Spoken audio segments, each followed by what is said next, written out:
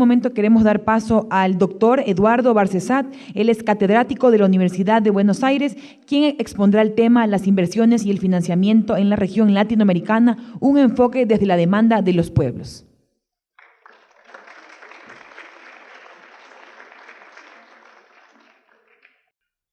Bueno, acabo de encontrar que me han rebautizado el trabajo. Yo le había puesto la tutela jurídica de los recursos y riquezas naturales de los pueblos de Latinoamérica y el Caribe. Pero sirve igual, sirve igual. Dos tranquilidades debo darles. La primera, no traje un PowerPoint, de manera que no tendrán más remedio que mirarme a mí. La segunda, que todo lo que voy a decir lo traje sí por escrito y está entregado a la gentil Superintendencia de Control del Poder de los Mercados, que me ha convocado nuevamente a visitar este querido Ecuador y esta querida ciudad de Quito, para mí por lo menos. Voy a comenzar por hablar de la tutela de los recursos y riquezas naturales, con invocación de las dos normas de mayor jerarquía del derecho internacional y particularmente del derecho internacional de los derechos humanos. Me refiero a los pactos internacionales de Naciones Unidas de derechos civiles y políticos y de derechos económicos, sociales y culturales. Estos pactos tienen una rareza, diría. Los dos comienzan con la misma cláusula.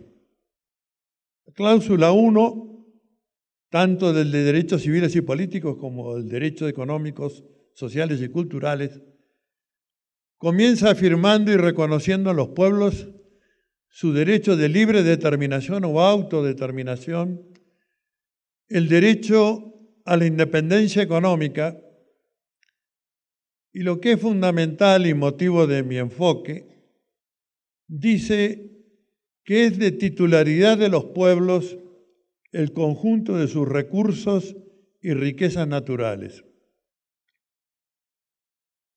No es de los estados, no es de los gobiernos, es de los pueblos.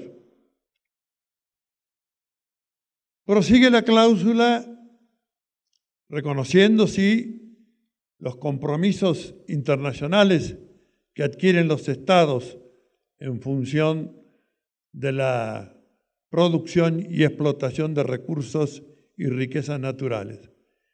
Y termina con una formulación enfática. Ningún pueblo puede ser prescindido de aquello que es esencial para su subsistencia. Son la norma de mayor jerarquía del derecho internacional de los derechos humanos, comprenden al G193. En general, todos los estados latinoamericanos han ratificado estos pactos y en algunos, como la Argentina y también en buena medida Ecuador, los han incorporado con jerarquía de cláusula constitucional. Son la ley suprema de la nación. Pero ahora comienzan las paradojas. ¿Qué regulación jurídica hay para esta titularidad de los pueblos sobre sus recursos y riquezas naturales? Déjenme dimensionar la importancia de esto. Y lo voy a hacer a través de la formulación de Karel Basak, que fue el primer director de Derechos Humanos de la UNESCO y el compilador de dos obras fundamentales: Las dimensiones internacionales de los derechos humanos y los fundamentos filosóficos de los derechos humanos. En el prólogo de una de estas obras, Karel Basak dice: el derecho de autodeterminación es a los pueblos lo que el derecho a la vida es a los individuos. Señores, les estoy hablando de nuestro derecho a la vida como pueblo, que se basa en la titularidad de esos recursos y riquezas naturales. Pero, paradójica o contradictoriamente, no hay ninguna regulación jurídica de cómo es esta titularidad de los pueblos, de sus recursos y riquezas naturales. Lo que provee el sistema jurídico, y con precisión de relojería contractual, es la forma de la apropiación privada de esto que los pactos internacionales dicen que nos pertenecen en común. Y para dar una gráfica pronta, digo, nos pertenece la tierra, nos pertenece lo que está abajo, nos pertenece lo del mar territorial y nos pertenece lo del espacio aéreo, que está sobre territorio y mar territorial. Esto es el dominio público que tenemos los pueblos. ¿Cuántas cláusulas hay en los códigos civiles referidas a esta titularidad? Si encuentran 5, se ganan la licuadora y la multiprocesadora juntas. De esto apenas la enumeración, un artículo con 6 o 7 incisos que desarrolla esta titularidad.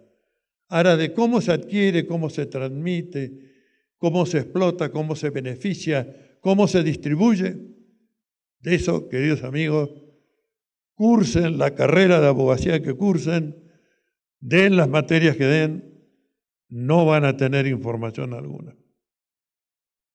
Esta es la contradicción que tenemos entre la norma de mayor jerarquía, entre la norma que integra la ley suprema de la nación y el mundo jurídico cotidiano.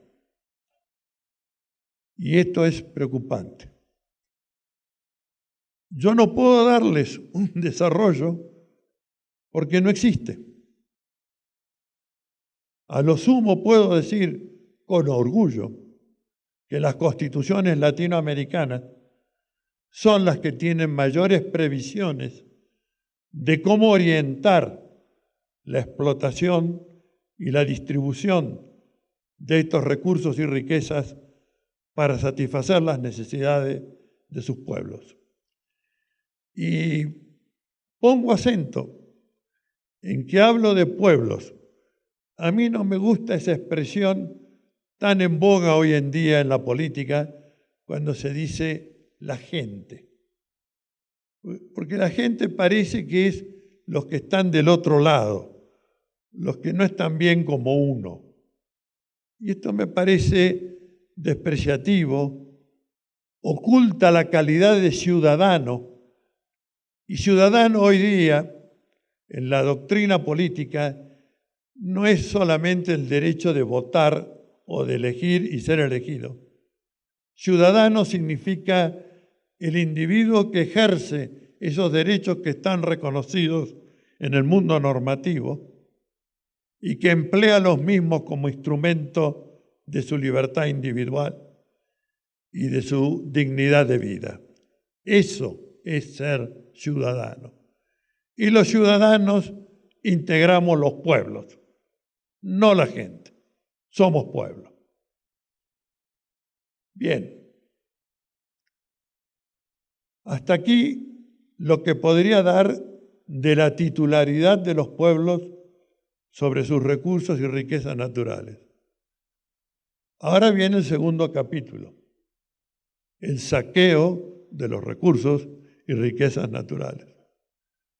Esto sí, tiene un arsenal, tiene un mundo normativo, precisión, como dije, de relojería contractual, para posibilitar el provecho y la apropiación privada de esos recursos y riquezas naturales.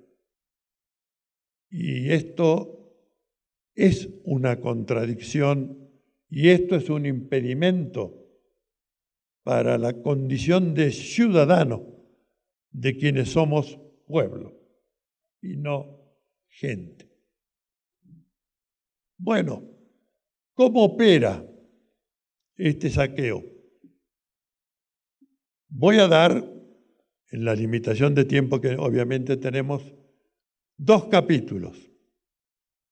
Uno de ellos, el de la protección de las inversiones extranjeras, toda la normativa que hay para que puedan venir, puedan explotar, puedan llevarse el fruto de la explotación y puedan tener sus ganancias. Se compone no solamente de estas normas de protección, se compone de tratados internacionales de menor jerarquía, claro, que estas normas del derecho internacional de los derechos humanos. Es el tratado CIADI, es el conjunto de tratados bilaterales de inversión y de protección recíproca de las inversiones. Es un mundo normativo que tiene una característica fundamental: despoja a nuestros pueblos de su soberanía legislativa y de su soberanía jurisdiccional. ¿Cómo? El mecanismo es muy sencillo. Como hay que darle protección a los inversores, porque parece que los nativos, a pesar de que hemos copiado sus códigos, no tenemos seguridad jurídica, entonces se crean tribunales arbitrales. Ya con el nombre de arbitrales empieza el desplazamiento. No son tribunales de derecho, son arbitrales. Es cierto que invocan en sus reglamentos la normativa internacional, pero esos reglamentos todos, terminan con un inciso que dice: el árbitro, si no encontró en el derecho internacional aplicable un criterio de solución del conflicto, si no lo encontró en el derecho interno del Estado que recibe la inversión, entonces juzga ex aequo et bono, que traducido significa ojo de buen cubero, o más precisamente, conforme el interés de las empresas inversoras. Y se organizan de una manera también particular. No son tribunales permanentes. Se constituyen para cada caso.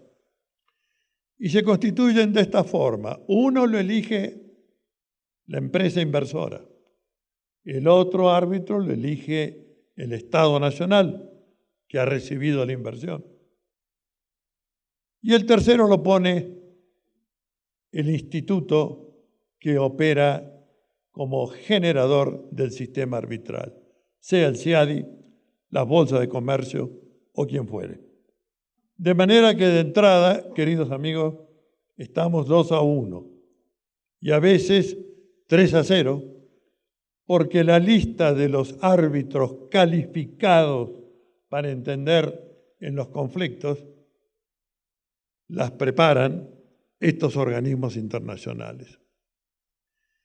Entonces, que desplazan nuestra jurisdicción y desplazan nuestra legislación, porque si alguien se toma el trabajo de leer cuidadosamente los precedentes de los tribunales CIADI, de las bolsas de comercio internacionales, si encuentra la aplicación de alguna cláusula del derecho interno de los estados, va a ser realmente una rara avis.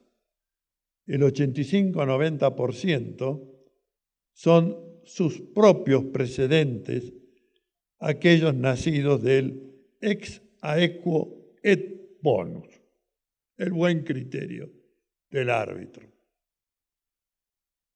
De manera que lo que dicen todos nuestros códigos civiles está en el vuestro, el ecuatoriano, está en el nuestro, el argentino, que dice que allí donde se cumple la obligación principal fija la ley y jurisdicción, esa bella cláusula que integra el concepto de soberanía de los estados-naciones, solamente rige para los contratos menores.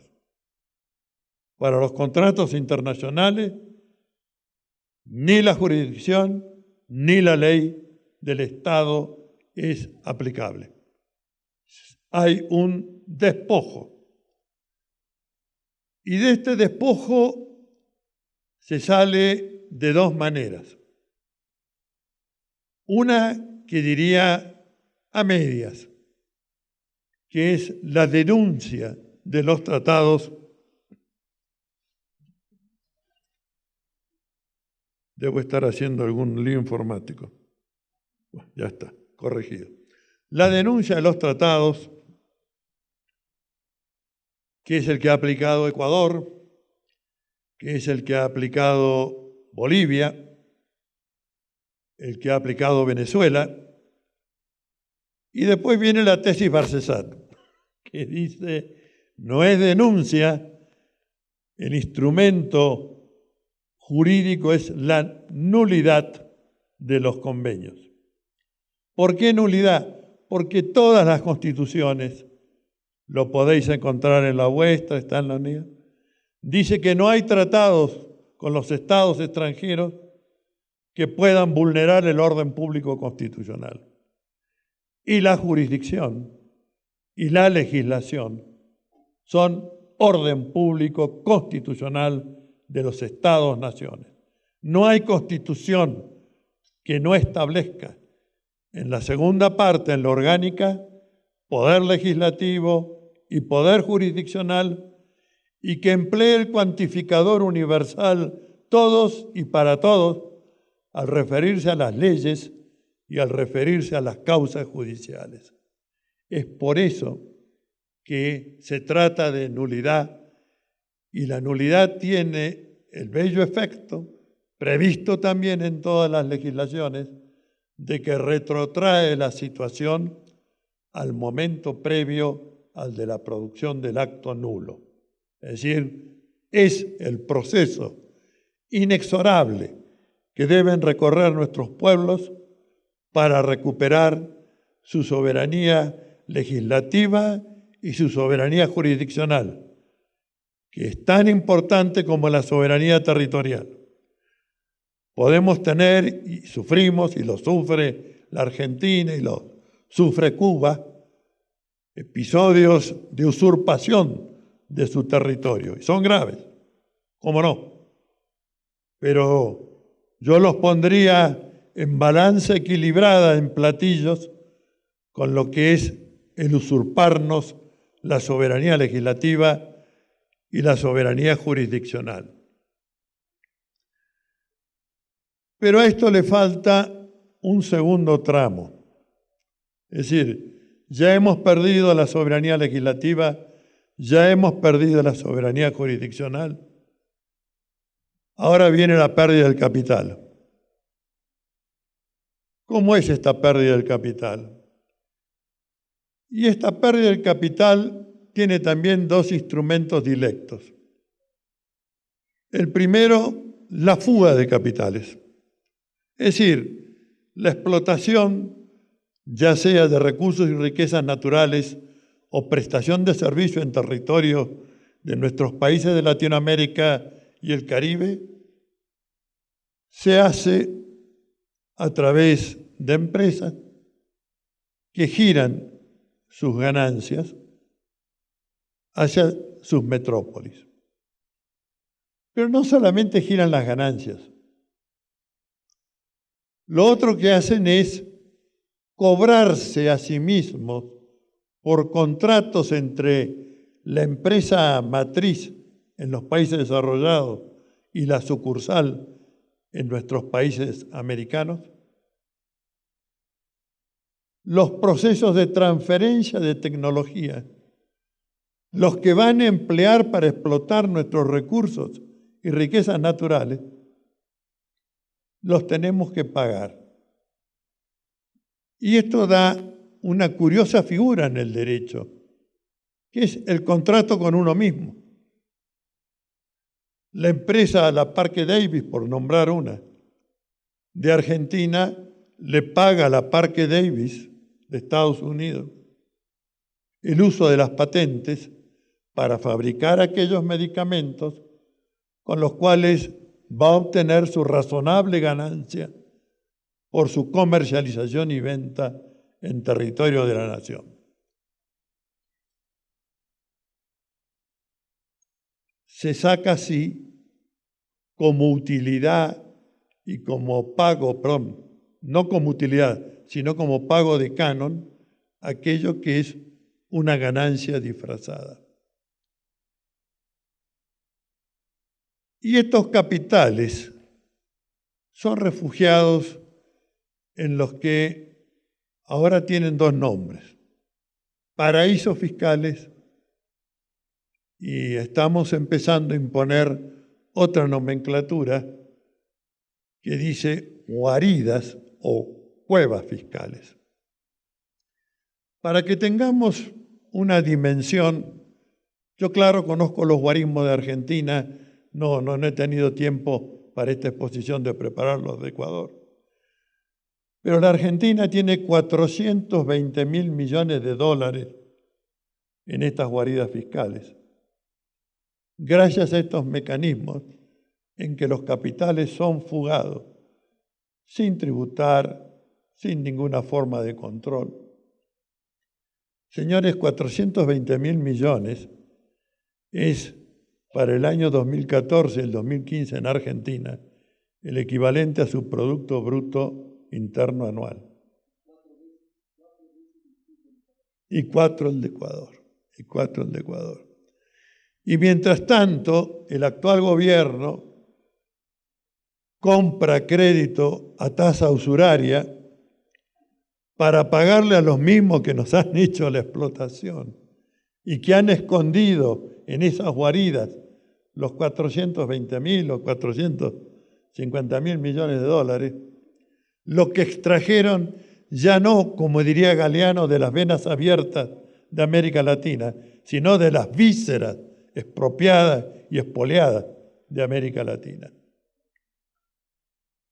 Bueno, es contradictorio y paradojal. Y esto ha tomado hoy un estado público, un incremento en la notoriedad por los Panama Papers. Pero venía de antes. Venía de antes y venía con un doble discurso. Hay entidades como el Gafi, presidentes de países desarrollados, que condenan esto de poner dineros en los paraísos fiscales o guaridas fiscales. Pero vaya que ellos mismos son la guarida fiscal o el paraíso fiscal. El estado de Delaware tiene más sociedades inscriptas que habitantes. O es un pueblo muy industrioso, o es lo que es una guarida fiscal. Suiza encabeza la nómina de las guaridas fiscales. Pero ¿quién podría pensar mal de los suizos? Se llevaron el oro de los nazis, extraídos del exterminio de un pueblo y del holocausto, y se han llevado también buena parte de los dineros que se producen en nuestros países. Esto me ha llevado ya, este es el tercer simposio internacional en que propicio la idea de formación de una convención internacional que califique como crimen económico y de jurisdicción universal la fuga de capitales hacia estos paraísos, y que está en el texto que he entregado y que seguramente la superintendencia difundirá, y que establece la responsabilidad no solamente de los que hacen la fuga, sino de quienes reciben estos capitales fugados sin preguntarles ni de dónde vienen ni para qué los van a emplear. Solamente de esta forma, con esta unidad de acción de la comunidad internacional, vamos a poder recuperar esos capitales que, de estar puestos al servicio de la nación, de estar puestos al servicio de los pueblos que son los titulares jurídicos, como dicen sus normas de mayor jerarquía, no tendríamos que recurrir a ningún empréstito no tendríamos que recurrir a ninguna humillación internacional para el desarrollo armónico, la integración y la mejora de la calidad de vida de nuestros pueblos. Complementario a ello, he entregado un proyecto de norma nacional que establece cómo debe operar la gira de divisas, qué controles debe tener y dar un plazo para que esos capitales sean repatriados, sin expropiación. Estoy hablando dentro del modelo, sin expropiación, pero pagando los tributos que adeuda y estando destinado a ser reinvertido en nuestro territorio, en su desarrollo para nuestro pueblo. Creo que esto es lo que corresponde. Hoy en Argentina, después del escándalo de los Panama Papers, que me tiene junto con un grupo de juristas como querellante enjuiciando a la asociación ilícita que está en ejercicio del gobierno nacional. En la Argentina se ha propiciado un blanqueo de capitales. El derecho tiene dos técnicas de motivación. Uno es la idea de un beneficio si uno se comporta bien. Por ejemplo, si no comete ninguna infracción de tránsito, no atropella a nadie, no estaciona mal, respeta los semáforos, está bien, no le veo ningún inconveniente que la norma municipal diga pagarás 20% menos de patente porque sos un buen ciudadano conduciendo. Es decir, para lo futuro te premia por el bien obrar de hoy. Pero no conozco de ninguna técnica de motivación donde diga, como eres un delincuente, como has robado, te vamos a dar un premio. Vas a poder blanquear, vas a anular la causa penal que el orden jurídico establece y además vas a pagar menos que lo que pagaron los otros ciudadanos. Esto me parece un sarcasmo. Esto me parece realmente una burla al pueblo que tributa porque trabajamos en relación de dependencia y por lo tanto pagamos un impuesto a las ganancias y pagamos el IVA cada vez que consumimos, etc. Pero los grandes evasores, los evasores al por mayor, parece que tienen un descuento. Le descuentan la responsabilidad penal y le descuentan la cuantía de aquello que debe tributar. Creo que los pueblos debemos alzarnos me refiero a elevarnos a la conciencia de nosotros mismos y decir, no somos estúpidos, no nos propongan normas delincuenciales, tratémonos con respeto. El pueblo es ilustrado, el pueblo es ciudadano, el pueblo sabe derecho y el pueblo tiene, si es el caso, quienes puedan asesorarlos para esto. De manera, queridos amigos, que hay un largo camino por recorrer. De un lado, recuperar nuestra soberanía legislativa y jurisdiccional. Si es que hemos de tener diferendos jurídicos, esos diferendos jurídicos se resolverán en la jurisdicción nacional y con la ley nacional. Y si queremos integrar a Latinoamérica y el Caribe, con instrumentos como el Banco del Sur, tendremos también tribunales de cooperación que, formados en la supremacía del derecho internacional de los derechos humanos, hagan a la resolución de los conflictos que podamos tener. Pero no más tutelas de estas que nos enajenan, no más expoliaciones. Y seamos los primeros en propiciar regímenes internos y una convención internacional que termine con el capitalismo financiero clandestino. Es una exigencia de los pueblos. Y diría, para finalizar, invocando ahora el proemio de esos dos pactos internacionales de Naciones Unidas, que el objetivo es un ser humano, y yo agregaría un pueblo, sujeto colectivo, libre respecto del temor y libre respecto de la miseria. Esta es la tarea a la que estamos convocados todos los cientistas sociales de esta querida Latinoamérica y el Caribe. Muchas gracias.